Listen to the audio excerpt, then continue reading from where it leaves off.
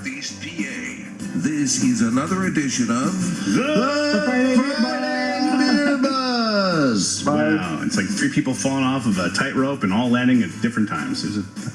We were all out of sync there, but hey, good morning, everybody. It's the Friday Beer Buzz.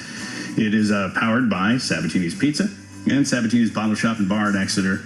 Sabatini's with the area's greatest selection of rare, craft, and imported beers, growlers and crowlers, and 37 rotating drafts. Sabatini's Pizza and Sabatini's Bottle Shop and Bar, Wyoming Avenue in Exeter. Lindo Sabatini is here. Maybe a little premature to say this, but Bill, I hope he's a little nicer to me. He was very critical. I know. He was a little critical. He was a little critical. I don't know what time. I woke up on the critical side of the I bed have a today. very thin skin sometimes. Yeah, but I don't. For what was happening, I thought I was being nice. That was me holding back. Okay, then. I'm glad you held back. No, it's all good. It's all. What am I going to do? You can't like everything, and it did make me laugh just now, so that's good. What's going on at Sabatini's? What do we need to know? Is it just a pizza and beer time? Yeah, definitely that, but with the weather not being ridiculously hot as it was a couple weeks ago, patio's ready. Patio was busy last night, looking for another good patio night. And Nice. Yeah. Nice. And as it gets cooler, I'm guessing beer sales still go, but pizza sales are probably, or is that constant all year round? I'm just curious. it depends on what's going on. I mean, football season's good for pizza. Oh, that's true. So Yeah. football coming up is that helps. But If only there was a warm beer season, or is there? I don't know. Maybe there is. I don't know. Is there? we don't serve warm beer. Okay, all right, just making sure. There's mold things with spices and people heat things up, but no, we don't do that yet. Okay.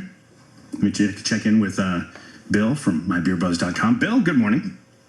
Yeah, happy Friday. And happy, it's a little known fact. Today is International Manatee Day. So happy Manatee Day. Was that for real after I told that story about the manatee? No, it's not for No, I was thinking, like, what do they do? They have a manatee ball, but that's a whole different thing. It's not like Cinderella going to the ball. It's very different, and you can't touch it. No, it's actually International Spider Dream Day. So, Oh, okay. I made the manatee thing up. Well, it was perfect. I was like almost, if I had beer in my mouth, I would have spit it at the computer because I was blown away by that. But what do we got in terms of your contributions this morning? We have beer news. Yeah. Hit us. What do we got? We do. So we have a Beer Buzz. And the Beer Buzz today is a short and sweet one because I'm actually preparing next week's, and next week's is kind of complicated. So one of the questions I got was, what is the most popular drink in the world? And it's not limited to alcohol, of course. And we'll rank them first, second, and third. Okay. So as you can imagine, the first most popular drink in the world is water, believe it or not. For survival. Yeah, you figure you have to drink water. And it's very popular for me, too. I drink a lot of water. Number two is tea. Tea. So, I guess I get that. Probably more popular outside of the U.S. than it is inside of the U.S. But can either of you guess what number 3 is? And based off of that, I would, if it was any other time but right now, I'd say coffee, but I'm guessing it's beer. I would say coffee. I'm surprised. I'm surprised tea beats coffee. Yeah, no, tea beats coffee. I think coffee's more popular in the U.S. than tea, and tea is more popular worldwide. Number 3 is beer. I mean, I guess I'm not surprised. We've done in previous weeks the stats of how much beer per capita and how much beer is produced. So I guess it's not shocking when you think about it. If you look at I follow IRI stats, and believe it or not, beer is very, very popular. And the number one, here's another thing you can guess. What is the number one growing segment of beer this last year? And as a hint, it grew 96% from 2021. And now we're talking about like the difference between like an IPA or different styles of beer. Yeah. I still don't know if I have an answer. It's sours, and that can't be that big. Nope. Nope. It is actually. Lindo, do you have a guess? I was going to say non-alcoholic, but Bingo. Ding, ding, ding, ding, Really? ding, ding, ding, ding. Yeah, low alcohol and non-alcohol beer grew 96% between 2021 and 2022. Is that because they finally realized there are people who like the flavors and they can do it right now? Because they used to just do it as like, it was like we need an alternative. I just said it based on the segment that's expanded so much in our store. I mean, all of a sudden we're selling a lot of non-alcoholic beer. Interesting. I didn't think I'm fascinated by that. I wouldn't have seen that one coming. Huh, interesting. It's shocking to me too, but I guess there's a market for it. As with anything, if there's a market for it, people will produce for that market. We do have some beer news today, and it continues down the line of hard to keep a brewery open. And our first tidbit comes from Pittsburgh, where Penn Brewery, after 13 years of ownership by Sandy, Corey, and Linda, they are selling it to Stefan Nitschke, and he is the owner of Arkham Realty. He's a local guy in Pittsburgh. He wanted to keep the brewery local, so he bought Penn Brewery. So that's at least not closing or getting sold to bigger beer. Schlafly Beer in St. Louis, Missouri, has entered a joint venture with Well-Being Brewing Company. And if you know anything about Well-Being, they are all non-alcoholic. So there's somebody diving headfirst into the segment.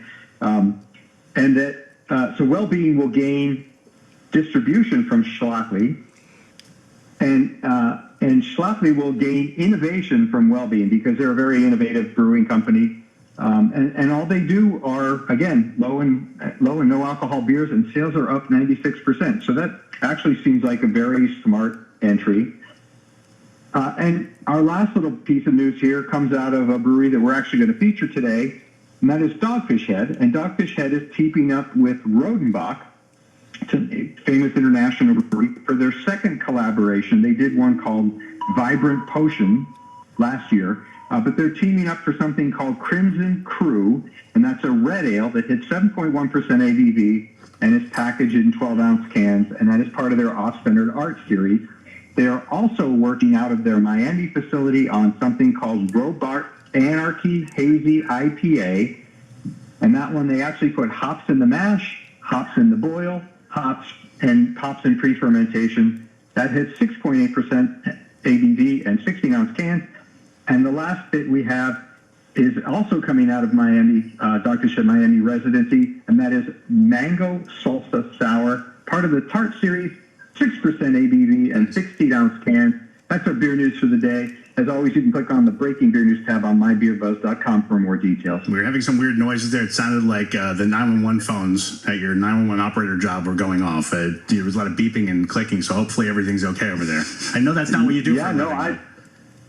None of that. I'm not hearing any of that here. Oh, okay. I thought it was on your end. Okay. I'm getting weird feedback where I hear myself with a 3-second delay, so it's really weird. We do that on purpose because I thought you just like listening to your voice because your voice is nice. I kid. Thank you. No, you have a nice voice. Johnny, if we could figure out what that is. I don't know what that is. Snedeker said that a few times as well. But in my hand, it's a beer. It's this is a featured beer, Tru-Action IPA. He just mentioned Dogfish Head. That's what this is. Is that correct? This is brewed at Dogfish Head. It's a collaboration with Trillium, and when you hear those two breweries together, it makes a lot of people happy. So I mean, this came out. It was brewed first time last year, right? And this is the first time that they brewed it for distribution. So we have it in cans, and I wanted to try it on the air and see. You've never tried it? No. This was it. All right, so it's got like a football player. Now this is a India Pale Ale. All right, which is what India Pale, also known as. Come on. India Pale is give me the first letter. I. It's a IPA. It's a hazy one of these. Oh, it's an IPA. Well, I said originally it's an IPA. That's what threw me off. Oh, sorry about that. Hang on, let me try this. Immediately, by the way, the smell, and you just told me this is the hops. I'm learning that I get like a grapefruity type smell. That's the hops, correct? Oh yeah. Okay, let's make sure I got that. Oh, you're on it. Yeah, and the naming and the design of the can itself comes out of the fact that you got Sam Calagione from Dogfish Head and Jean-Claude Tetrol from Trillium, and they want to move the goalpost in the craft beer industry through innovation in the IPA segment, sour beer segment, and their links to the culinary world. So beer and food pairing. I've wondered about that a lot. I've asked that question a few times when it comes to what would this beer be good with? And Lindo, your answer is typically It's always pizza. If it's not pizza, it's always just drinking. Not pizza. Yeah, which is, I don't think there's a bad beer that goes as a pizza. I'm sorry, I don't think there's a beer that would be bad with pizza, and vice versa. So this ain't bad. Again, it's not my. I don't think it's my favorite style. Yeah, but beer. it's not super bitter. I mean, a lot of people get afraid of IPAs when they hear it because they think they're going to be like bitter and. I think I don't know if I have a bitter scale. I would think it's not as bitter. It might be more bitter than I think you're letting on, but some people I just know love this style. Yeah. But you've said this before. This isn't the one I like. What's the kind I like? You like fruit beers. No. You do. Well, I have. This one's a little fruit forward. I mean, this one has a lot of pineapple going on. I thought when I tasted it, it had that sort of sweet pineapple, like tropical fruits like mango, and just a little bit of citrus for me, at least. It must just be how our taste buds are all set up, because I really get a lot of citrus. I get a lot of citrus in this, and I don't mind because I like citrus. When you first smell it, I get a lot of citrus when I smell it. Yeah. And they claim that this beer was continually dry hopped, and they call it a modern IPA. Interesting. And that means, for them at least, continually dry hop means that where traditional beers use hops in the boil, they use hops all the way through. So they use hops in the boil, they have hops post-boil, and they use hops in fermentation as well. And it's not a huge beer. It's 6.5% ABV, and they're calling it a hazy IPA, which are usually fruit forward. Yeah, no, it's good. I actually do like this. I get what you're saying. It's not turning me off. And the hops, it's not really. That's usually where it's really bubbly. Right? Yeah, I don't get that at all, really. So it's nice. I'm impressed. I like this one. This one's good. Yeah, keep going back for more. This isn't so bad. I kind of like this. Linda was telling me last week. So people come in and they hear this, and they wonder what the featured beer of the week is. You have like a little sign up, is that right? Oh yeah, it's right on the counter by the register. As soon as you walk in, you're going to see WILK beer of the week. And no picture of me, which won't turn people away. Oh no way, it's not there. Yeah, smart decision. Dr. Shed opened 1995. Trillium opened in March of 2013. One interesting fact about Dr. Shed, and you're kind of holding it in your hand, or it's near you there. They were one of the last significant craft breweries to add cans. They resisted cans because they wanted to elevate beer. So they wanted beer to be like wine. So they wanted big 750 ml bottles, but they were last to cans. Well, they gave that up. There's cans. They do a lot of cans now. I never would have guessed, and this is just from a somewhat casual observer. I never would have guessed that cans would have become so popular. Because it used to always be, no, get the bottles, and it just seems like that's a huge thing. Now they're easier. A lot of people, there's so many reasons for cans, but a lot of people just think they're easier to throw away. I mean, for trash and recycling, and it's light. Yeah, it makes sense. It was a stigma when I was growing up, like my pre-21 drinking days, a little bit. Occasionally. That was before they had the food safe lining in the cans, and the cans can sometimes impart that flavor. Now it's a wonderful package because it ships cheaper. There's less breakage. Nice. It locks light 100%. And it's just, like Lindo said, it's easier to recycle, and more aluminum gets recycled than glass.